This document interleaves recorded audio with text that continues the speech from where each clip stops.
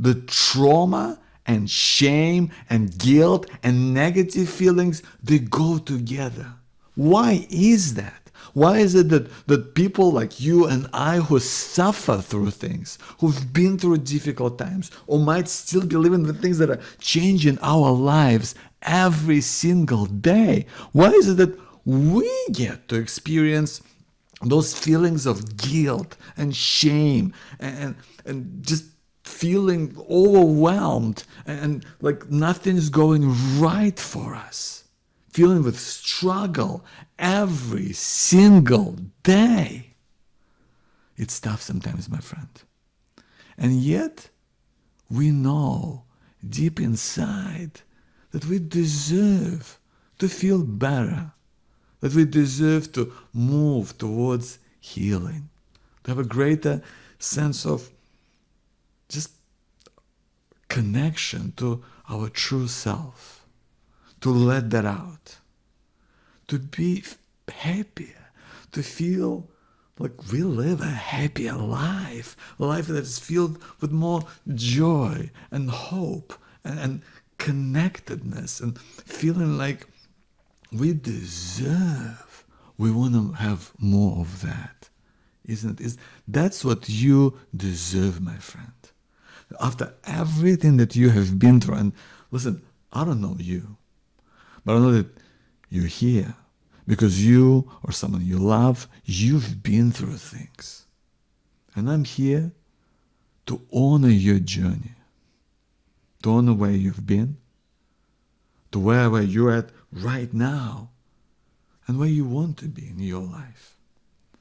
I'm here to support you and to champion you on your journey of healing from whatever you've been through, because maybe you don't think of your experiences traumatic, but however you wish to define it, those challenges, those inevitable obstacles of life, where they have an impact on us, sometimes a profound impact. And the more that we can do to help ourselves heal, whether that's getting help, whether that's from friends, from colleagues, whether that's from counseling, for whatever way that is, from being here, listening to me, listening to other survivors, connecting with them, whatever is going to help you and support you and help move you along, it is 100% worth it.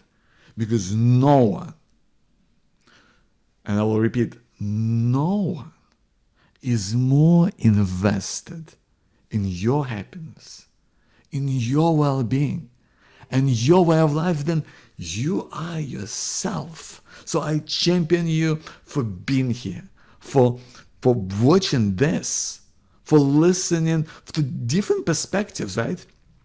And that's what I want to share with you today, something that I've been learning on my healing journey in the hope that it serves you. Yeah. Full disclaimer, I'm not a medical practitioner or of any kind, but I'm a person who's been through things like you. And so today I want to share just a few very simple things that might support you in your journey of moving away from negative feelings of shame, guilt, and other difficult emotions. I'm going to share some simple things, something that I call kind of C3T, something that kind of helps me to think about it today. And it's just really a few very simple ideas, just these 4 simple things I'm going to share with you today. But first of all, I want to talk to why I believe that we experience shame, guilt, other negative, difficult emotions that just come up and make life difficult. Because it's so unfair, isn't it? That we get to experience it, even though sometimes when the perpetrators might be unpunished, or sometimes it's circumstances and we are not at fault for what's happened. And yet we are the ones who deal with the fallout of that. Well, I'm here to tell you, my friend, that I believe that so much of that, those negative feelings, they come from the fact that we've been hurt, and that part of you that's been hurt. We're trying to protect it, to build walls around it, to isolate it. But we also, in a way, I think sometimes don't let it come out. We don't let it process. We don't let ourselves to heal. And so by keeping that part of us locked away somewhere because it's painful, because it's difficult, because it's tough, we are missing that sense of feeling more whole and more complete. We're missing that integration with all the different facets of you, the different parts that make you who you are, the different parts of you who speak to different experiences that you've had, to different struggles that you've had, to different hopes that you have, different ambitions, different dreams, different ways to cope. And when we allow ourselves to feel more whole, when we work towards it, I'm not suggesting in any way that it's simple, but it's allowing that part to come out so much more and be part of who you really are daily. For me, I really experienced it, not so long ago by connecting with someone who went through a very similar experience to what I did, a childhood sexual abuse survivor, and they taught me so much about it being okay to want to heal, to open that part up at least a little bit. And I felt that part just come back online. Just started to feel the things that I've even refused to acknowledge for so many years.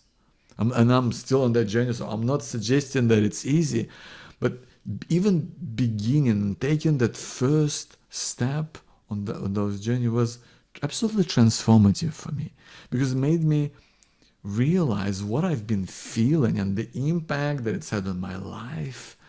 And that's what's so important. And it helped me to start to at least let go of some of that negativity, some of that shame, some of that struggle and guilt that I've had over it. Because I realized what the impact it was having on my life all of these years. Those things made it so difficult for me. I wanted to connect with people. I wanted to fall in love, but it made me so difficult because a part of me was frozen and numb.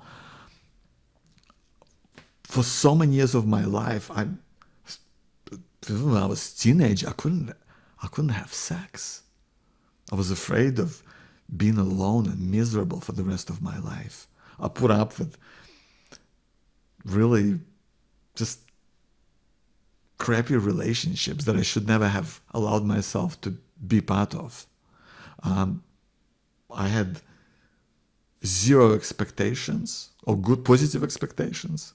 I suffered a lot through panic attacks and anxiety to a point where sometimes I would just get so locked up I couldn't even breathe. I'd have to get medical help to help me to breathe sometimes. So I've experienced a lot of that. And even connecting that to the experience of going through sexual abuse as a child, even that in itself has been eye-opening for me. I know it's like, to me it sounds like, of course now it's so obvious, but I didn't even really connect in a way many of those things that seem so obvious and probably should have been obvious for me all these years. And the shame that I've had from, having someone walk away from what could have been a relationship, or walking away from just having met someone and feeling like I can't even be a man and have sex, even when I wanted to. It's been so hurtful. And I remember myself just lying in bed, naked, just covered in shame. I felt like I was worthless, like I was just nobody. And what helped me was, I'm going to talk about this now. What helped me was this, C3T. I'm going to talk about these 4 simple things that have made a tremendous difference in my life, on my healing journey. And all of them I'm still doing or trying to practice every single day. And I think if we can get even a little bit of each of those for ourselves, I think that can make an incredible difference to our life beyond trauma. And the first one is compassion. And of course, being compassionate towards other people is absolutely key. But so often we go through difficult circumstances and we forget to be understanding and kind and compassionate to yourself. Sometimes you forget to do that, to acknowledge your feelings, your experiences. Some of them maybe have gone unfelt, buried deep in the body, that have caused us to feel struggle and pain and suffering. Please find some way to acknowledge the incredible resilience that you've demonstrated to be here, to be alive, to survive. You're a survivor, my friend. You're a survivor. You're here. You're here with us. And that means that you want to move towards hope, towards dreams, towards leading a life that you deserve, towards feeling more happy in your life. And we gotta acknowledge the journey you've been on. I know what helps me used to help me a great deal was looking myself in the mirror every day. I would stand, especially those times when I felt, so just awful inside. I would stand in front of a full body mirror. I was at the point where I couldn't look myself in the mirror. Like literally, I couldn't look. It's not some pretty way of describing things. I literally couldn't look myself in the mirror. I couldn't stand myself. It just didn't feel right. And so every day I would stand in front of this mirror, naked. So I wanted to see my body. I knew that I had to be more accepting and somehow compassionate towards myself, which I wasn't. And I would say, you're beautiful. You're sexy. You deserve to be loved, to give love and be loved in return. It was difficult because I didn't feel those things. I didn't feel myself deserving or beautiful or sexy. I didn't feel any of that. But I was trying to find a way to be more compassionate to where I am, to trying to teach myself and encourage myself to feel more of that. So how can you do that to you? What are some of the things that you say to yourself when you look yourself in the mirror? Or maybe when you're on a walk? Or maybe when you are going somewhere? If you have a chance to reflect about it, maybe write in your journal or a diary of how much you have endured. How you're trying your best to live the life that you can, which sometimes is tough, is a struggle, and sometimes you feel like everything's going against you, but yet you're here, you're being a good person. You're supporting people around you. You're doing what's right, what's necessary for yourself, for people you care about, for the world. You're looking forward with hope. So please, my friend, please reflect on where you're at and the incredible person that you are deep on the inside. Be more compassionate towards you. If you can journal about it, if you can think about that, if you say to yourself nice things. I know we've got so many sometimes difficult things, but if we say more of those nice things to yourself in the mirror and genuinely mean it, I think they can make, I mean, if that makes you feel just a 5% better, how good is that, right? How good is that? So that's first thing, compassion. Second is creativity. You know, so often in life when we're going through a difficult time, we don't really get the opportunity to express your true, authentic self fully, to let it come out, to let you be you. Like, you know, I was feeling so exhausted in the last week, and I took the time to just take a day off and just spend time with family, and took time to just writing down some ideas and dreaming and allowing myself to dream again, to like get excited about stuff, to things that, you know, I'm probably not capable of doing, I won't achieve for a long time, you know, like with my play and making it really what I want it to be, and connecting with people who might go and see it and be touched by it, that would give them hope and, you know, open them up to great things towards healing. So I've got these great ideas. I'm writing that play, and I want to, you know, bring together a true community of survivors, of those who go through trauma. And by the way, if any of that resonates with you, please let me know. I'd love to hear from you. Send me an email at, you know, joe@powertobehappy.com. That's joe@powertobehappy.com. And that creativity means a lot to me.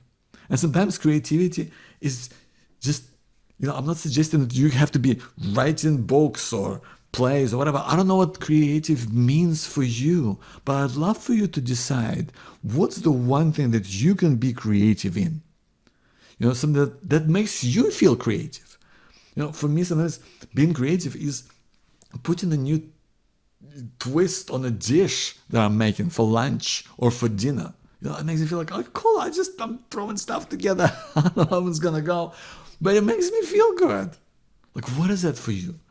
But maybe you've been busy in life and you've been just trying to stay on top of things, and maybe you didn't get a chance to do things, more of the things that you love, that make you feel creative, that makes you feel like you're doing something that's fun. Or maybe there's something you always wanted to try, but you haven't got around to lately. Like for me, it's been like, you know, years ago, I've wanted to try playwriting. So I signed up for this, you know, short course on how to write 10-minute plays. And I loved it because I met new friends.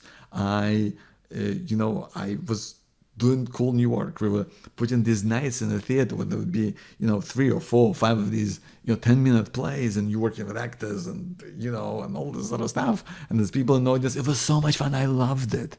And it helped me to feel creative. What does creative mean for you? Maybe for you, it's renovating the kitchen. Maybe it's gardening. Like my wife, like she loves gardening. She goes out, and that's an incredible way for her to get out negative emotions, to feel like she's doing something, like she's planted something in some other place. I don't even know what what all that looks like, because it's all different world to me. But she loves it. What is it for you, my friend? What will allow you, one thing that you could do to feel more creative, something that you could do more of in your life? Maybe just, you know, half an hour a week for you, not for anyone else. Maybe other people will feel it's stupid or boring or uninteresting, but it means something to you. Or you could try. One thing you can do, or try to make you feel more creative. Hope you can do that for you, my friend.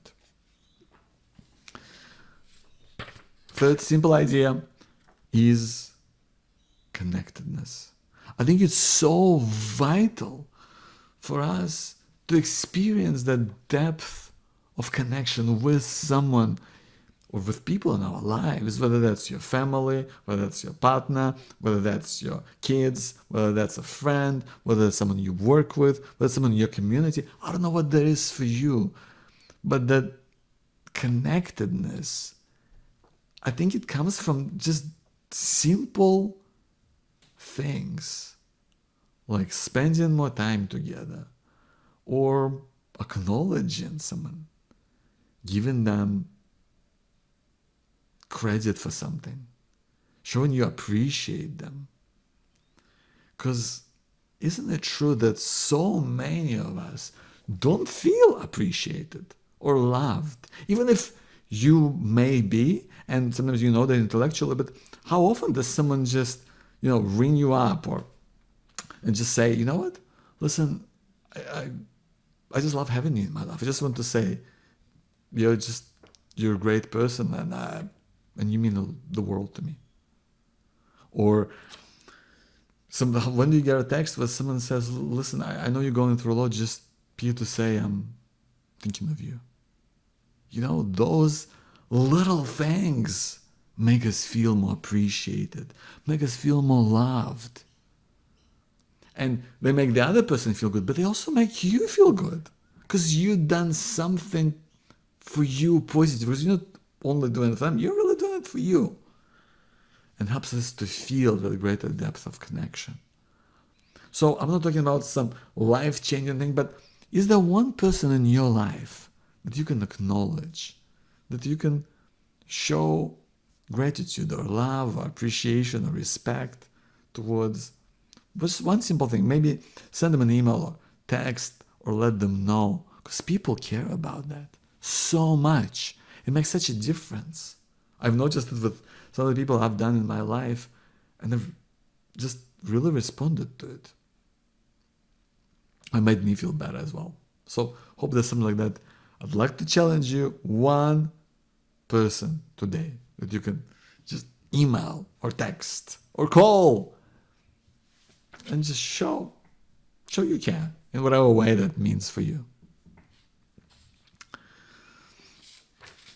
Last big idea, and that is the T in C3T. Because we already talked about compassion, we talked about creativity, we talked about connectedness. I really believe that another part of healing that would help us with feelings of shame, guilt, worry, inadequacy, those negative feelings that come up, one thing that can help us, I think, is therapy.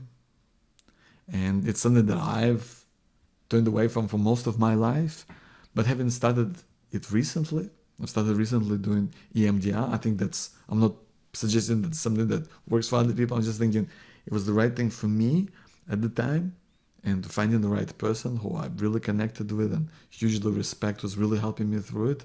The right professional made a huge difference for me. And I'd love for you to consider whether your experience with therapy has served you, whether if you have someone fantastic that really is supporting you, or maybe you've had in the past a not so great experience, or maybe you've never done it in your life. All I'm saying is having that be a consideration. I know for me, from the conversation I had with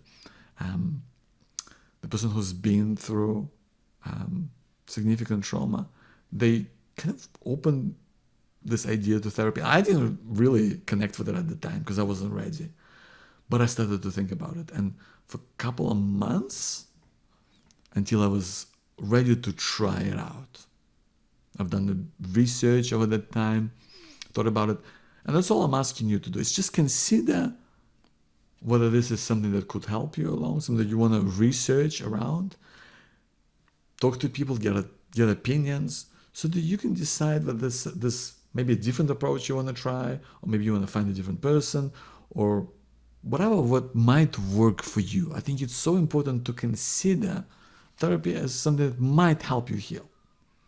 You don't have to go through it, but I think it might really serve you. So just a consideration, but I know it's making a difference in my life right now. So I think from that perspective, it's definitely worth it. But I want to tell you, my friend,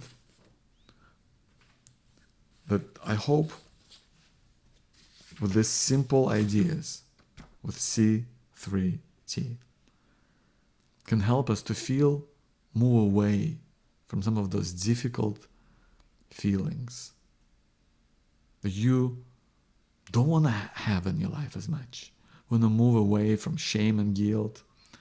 We want to do more of things that help you feel compassion for the person that you are today. We want us to find way to feel more creative, whatever way that means for you. And but compassion, maybe for you it's journaling, maybe it's what you say to yourself in the mirror, maybe it's reflecting on the past. For creative, finding one way that will help you to feel that you're expressing something that is fun for you, or exciting, or just cool, whatever that is for you, finding that. And then finding greater depth of connectedness, but finding one person that you can thank or acknowledge in your life, because make them feel better makes you feel better as well. And that's, I think, some of the simple ideas that I have for you, my friend, today. And of course, considering therapy as something that a different approach, or something that might really serve you, because our science is coming a long, long way, and there's all sorts of things that all those different approaches that are more embodied or relational, or that help us to get those things out of ourselves, to neutralize difficult memories, to process kind of new ways of thinking about our experience that help us to heal and move forward. Because you, my friend, you deserve to be happy. After everything that you have been through, my friend, you are enough. You deserve to feel such a great level of happiness, of joy and presence, of connectedness, and feeling light in your life. To see greater clarity in everything that you do, to show up to your best, whatever that is for you today. I'll not be judgmental. We're all different. Sometimes, it's just getting through the day. But holding on to hope.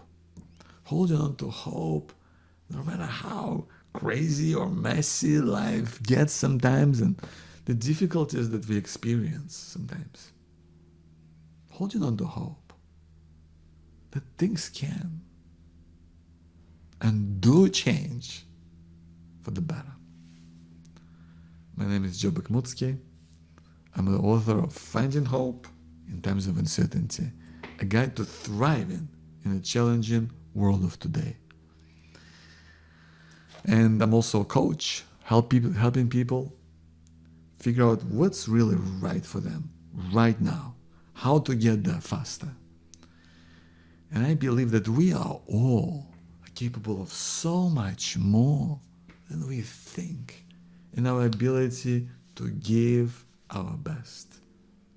To give our best in just our life and our communities and our work. To grow towards our hopes, towards our dreams, towards our desires. And our incredible capacity to heal and move away from negative emotions and feelings and experiences that aren't serving us today. I'm here for you, my friend. I want to honor your feelings, where you're at, where you're going. My name is Joe Bakhmutsky. Thank you for being here.